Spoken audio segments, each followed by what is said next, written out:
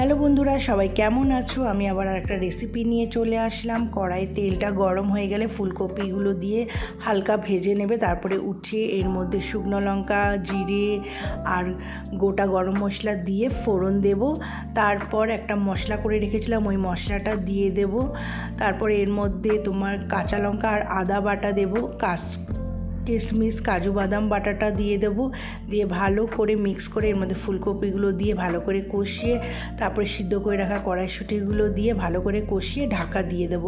10 minute পর ঢাকা খুলে এর মধ্যে গরম জল অ্যাড করব, 1 বাটি গরম জল দিয়ে আবার এটাকে ঢাকা দিয়ে দেব। ঢাকা 10 মিনিট পর আবার খুলে এর মধ্যে নুন, ঘি, গরম মশলা আর ফ্রেশ ক্রিম দিয়ে ভালো করে মিক্স করে নেব। আমার রেডি হয়ে গেল মালাই ফুলকপি।